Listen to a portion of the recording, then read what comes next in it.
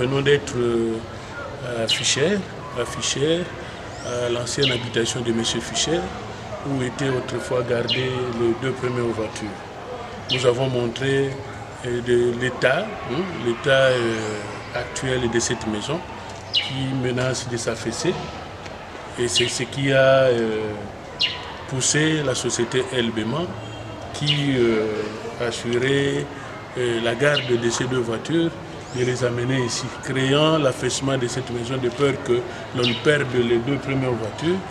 LBMA a jugé bon de les amener ici, à un endroit tant soit peu sécurisé, où il n'y a pas une exposition sous la pluie. Bref, on peut se dire que les voitures peuvent encore être gardées contrairement à l'endroit où elles étaient au départ. Parce que là, il suffisait tout simplement d'un affaissement ou d'un écroulement de murs pour que tout tombe, tout disparaisse. Alors, et après le déplacement de ces 2 voitures, j'ai voulu constater l'état de la maison où étaient gardées les voitures et l'endroit où elles ont été amenées afin d'apaiser la population, puisqu'il y a beaucoup de spéculations. Il y en a qui pensent qu'on a sorti les voitures de la ville de Boma, avec comme incidence que la ville de Boma ne profite plus du prestige touristique de ces 2 voitures.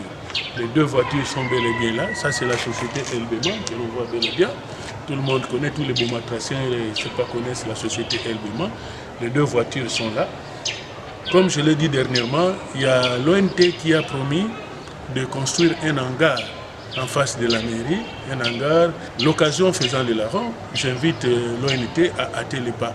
Parce que les voitures, je ne dis pas qu'elles sont dans une position d'insécurité, mais pas trop confortable. Si et seulement si la société se hâte, du moins les voitures seront bien exposées telles que l'Office national du tourisme a promis. Cela apaiserait les esprits qui sont curieux au tourisme, qui sont curieux au patrimoine de la ville de Boma. Voilà, en arrivant même ici, je suis venu trouver l'équipe du musée national de la ville de Boma, qui a aussi un programme de sécuriser les 2 premières voitures. Mais comme je leur ai dit, que ce sont 2 ministères transversaux, le ministère de la Culture et Arts et le ministère du Tourisme. La culture crée le tourisme. C'est grâce à la culture que le tourisme existe. Donc l'équipe peut bel et bien s'apaiser.